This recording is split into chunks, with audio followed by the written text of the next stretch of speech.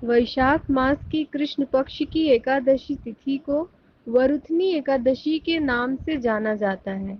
इस बार वरुथनी एकादशी 26 अप्रैल को पड़ रही है। वरुथनी एकादशी के दिन व्रत रखकर भगवान विष्णु के वराह अवतार की पूजा की जाती है।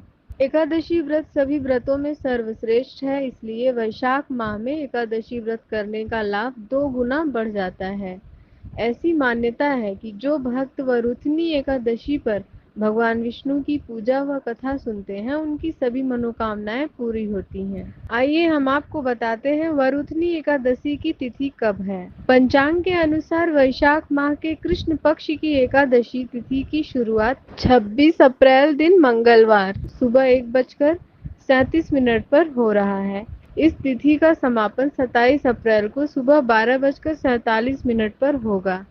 ऐसे में उदया तिथि की मान्यता के अनुसार वरुथनी एकादशी व्रत 26 अप्रैल को ही रखा जाएगा। वरुथनी एकादशी 2022 की मुहूर्त। इस दिन शाम 7:06 तक ब्रह्म योग है, उसके बाद से इंद्र योग प्रारंभ हो जाएगा। शतभिषा नक्षत्र शाम 4:56 तक है, फिर पूर्व भाद्रपद लगेगा। ये दोनों ही योग और नक्षत्र मांगलिक कार्यों के लिए शुभ हैं। आप वरुथनी एकादशी के दिन प्रातः काल से भगवान विष्णु की पूजा कर सकते हैं। वरुथनी एकादशी के दिन त्रिपुष्कर योग देर रात तक 12:47 से लेकर अगले दिन 27 अप्रैल की सुबह 5:44 तक रहेगा। इस दिन का अभिजीत मुहूर्त 11:53 से दोपहर 12:45 तक का है। वरुथनी एकादशी का पारण आप इस समय कर सकते हैं। जो लोग 26 अप्रैल को वरुथनी एकादशी व्रत रखेंगे, वे अगले दिन 27 अप्रैल को सुबह 6:41 से लेकर सुबह 8:22 के बीच पारण करके व्रत को पूरा कर सकते हैं। यही पारण का सही समय है। वरुथनी एकादशी व्रत कथा जरूर पढ़ें। किन्हीं कारणों से नहीं पढ़ सकते हैं तो आप उसे जरूर सुन लें। एकादशी का व्रत हम 2 प्रकार से रख सकते हैं।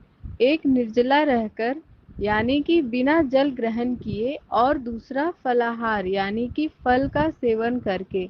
आप अपने क्षमता के अनुसार से व्रत रख सकते हैं, चाहे निर्जला या फलाहार। वरुथनी एकादशी की पूजा आप इस विधि से करिए जो अभी हम आपको बताने जा रहे हैं। वरुथनी एकादशी के दिन भगवान मधुसूदन और विष्णु के वराह अवतार की प्रतिमा की पूजा की जाती है। एकादशी का व्रत रखने के लिए एक दिन पहले यानी कि 25 अप्रैल के दिन से ही नियमों का पालन करना चाहिए।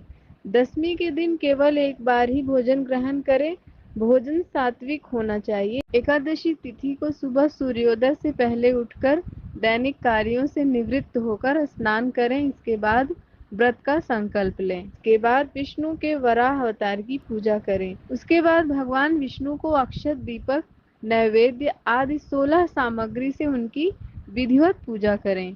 फिर यदि घर के पास ही पीपल का पेड़ हो तो उसकी पूजा भी करें और उसकी जड़ में कच्चा दूध चढ़ाकर घी का दीपक जलाएं।